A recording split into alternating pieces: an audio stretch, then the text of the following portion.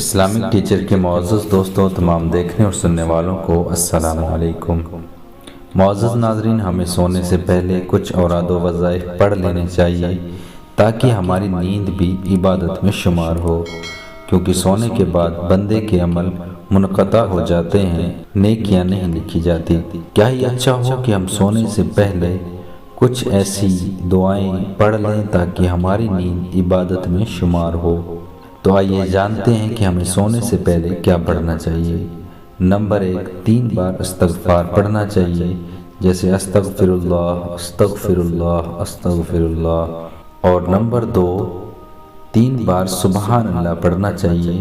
اور نمبر 3 بار درود پاک پڑھنا چاہیے، جو بھی آپ کو یاد ہو۔ نمبر 4، 3 بار پہلا کلمہ لا الہ الا اللہ محمد الرسول اللہ۔ نمبر 5، 3 بار سورہ اخلاص پڑھنا چاہیے، قل هو اللہ احد اللہ الصمد لم یلد ولم یولد ولم یکن له کفوا احد۔ پیارے ناظرین، یہ سب اگر ہم پڑھ کر سو جاتے ہیں تو ہماری نیند عبادت میں شمار ہوگی۔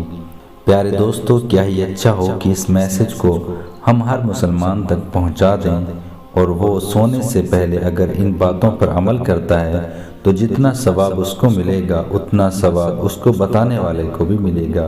تو اچھی نیت کے ساتھ اس ویڈیو کو ابھی اپنے تمام دوستوں کے ساتھ ضرور شیئر کریں۔